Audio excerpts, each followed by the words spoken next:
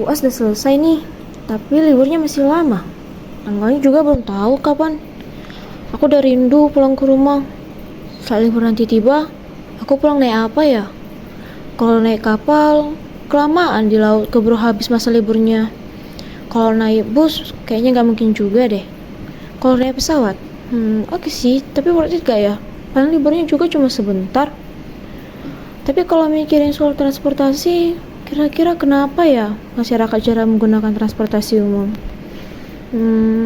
Tahu ngantuk, capek pikirinnya.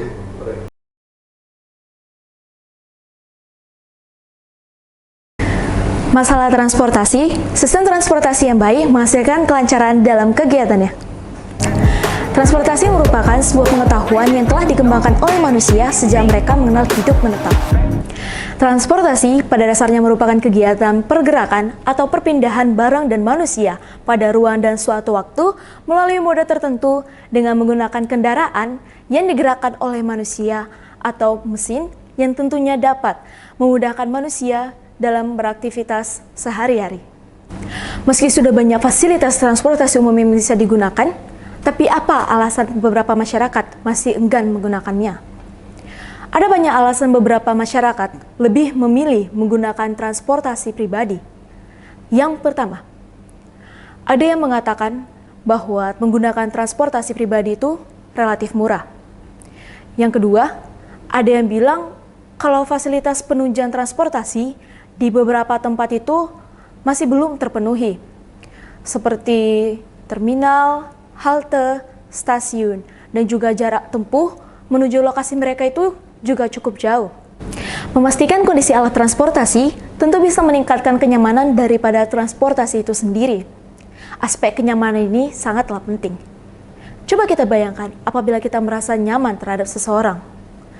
Pasti kita akan berusaha untuk tetap bersamanya, bukan? Hal ini tentu saja berlaku pada kesetiaan pelanggan terhadap transportasi. Ada berbagai macam permasalahan dalam transportasi. Yang pertama, ledakan penduduk. Yang kedua, ada masalah lingkungan. Yang ketiga, ada masalah sosial. Yang keempat, ada masalah politik. Dan yang terakhir, masalah fasilitas dan juga pelayanan.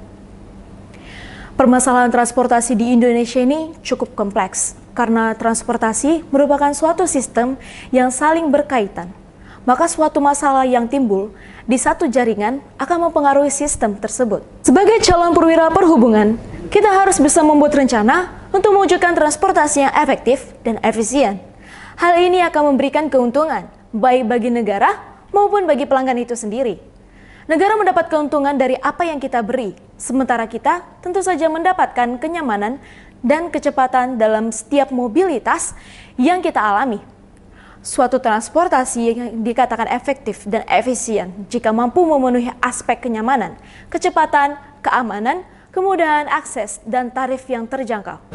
Nah, pemerintah juga harus berpartisipasi dalam menanggulangi permasalahan transportasi saat ini. Pemerintah juga harus menyiapkan sarana transportasi. Satu di antaranya seperti transportasi antar moda di beberapa daerah atau di beberapa tempat. Contohnya seperti Bandara Kuala Namu, yang dimana transportasi yang disediakan tidak hanya pesawat, tapi juga ada bus dan juga kereta api yang bisa digunakan sebagai transportasi lanjutan setelah kita menggunakan pesawat. Hal ini merupakan salah satu contoh kebijakan transportasi antar moda yang sudah terlaksana di Indonesia. Dengan adanya kebijakan transportasi antar moda ini, tujuannya agar masyarakat yang masih belum terfasilitasi dengan sarana maupun prasarana transportasi umum bisa mengakses transportasi lebih mudah. Hal ini tentu jadi atensi yang sangat penting diperhatikan kesejahteraan masyarakat saat ini maupun yang akan datang, demi melaju menuju transportasi yang maju.